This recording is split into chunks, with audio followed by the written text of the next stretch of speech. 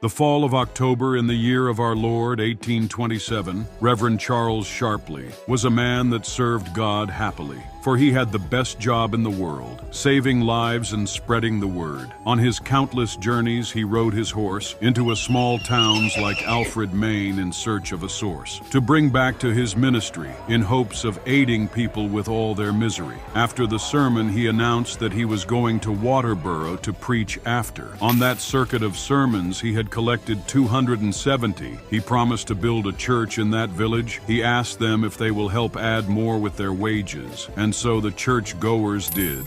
And pretty soon, the Reverend rode off with over 300 under the moon. The next morning in Waterboro, the Reverend never appeared. So many questioned his whereabouts, he just disappeared. There were countless rumors and whispers of him stealing the ministry's money. He forgot his calling. Subscribe and follow for part 2. Thank you for watching. On the same morning after his disappearance, a deacon named Dickerman Slyan in Alfred made an appearance. The whole town gathered and wondered, who is this man that suddenly came? They pondered. Deacon Dickerman wore a black suit under a black coat. He was a man that had a sinister stare, like he would look at you and you would feel bare. He rode a black horse that didn't help his cause, because soon the townfolk pondered and paused. This horse looks oddly familiar. I believe it was Reverend Charles's horse. It was similar. The accusations started piling up. It looks like everyone in town showed up. From here, the tavern keeper came forward. He investigated the horse and forward and backward. Tavern keeper Jim asked him,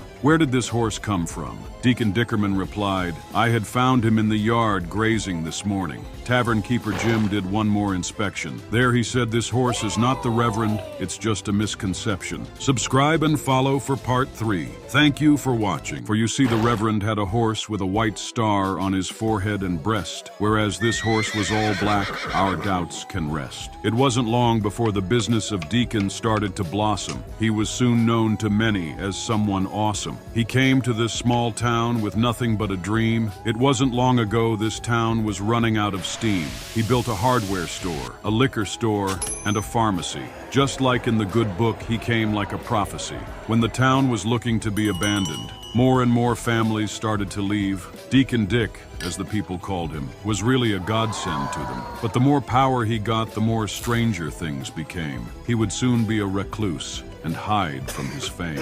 It was the summer of 1831. When rumor had sprung, it started when a traveling salesman who was on a rope strung. You see, he came running into town like he had seen a ghost, talking about a shadow that was calling to him like a host. Subscribe and follow for part 4. Thank you for watching.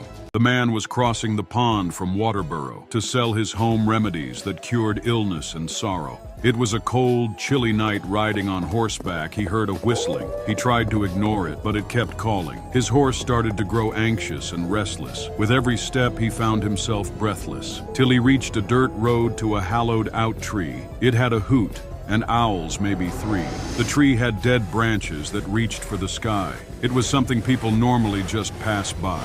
It was like a hotel room for the owls. There were strange sounds coming from within it. As the salesman grew closer to investigate, his heart raced. From about 12 feet, he had seen a shadowy figure. His feet stood frozen. As it got closer, the shadow figure, it felt like his mind was in a bind. He was hearing voices, and he had wished it was kind. After a few minutes, what felt like an eternity, he had awoken from his state of insanity. So he got back on his horse. Subscribe and follow for part 5. Thank you for watching. Dickerman paled the first time he heard this story, but shaking his head and muttered the folly. Bah humbug, this salesman is nothing more than a fraud. A few times over, the story never died down. As more and more people swear, they almost fell down. Weird sounds and voices can be heard in the forest. Less and less people traveled at night, so the inns they found rest. Although a shadowy figure over the horizon was looming. In an instant, 10 years had gone by during this time. Boys were raised to avoid the tree if they wanted to live. Even girls were asked to look away to stay alive. One stormy night, a clergyman of the neighborhood was summoned to see Mr. Dickerman Slyan, who had been weak and damned. He found the Deacon Dickerman alone, pacing the house. "Deacon Dick, sir, you need your rest." The clergyman concerned said this to Dick, who was pale and his body looked sick. Deacon Dickerman suddenly lunged at the clergyman. Subscribe and follow for part 6. Listen to me, have I not been a good man? I had made a village for the average workman. I have not long to live, said he, nor would I live longer if I could. I am haunted day and night. There is no peace, no rest for my future in sight. Well, you see, the rumors are true. The clergyman spoke. He was aroused and bothered.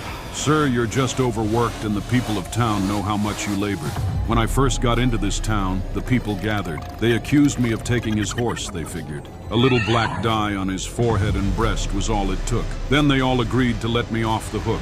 Pray for me, for my soul is lost surely. I admit to you that I have killed the Reverend Charles sharply. From the admission, the clergyman recoiled.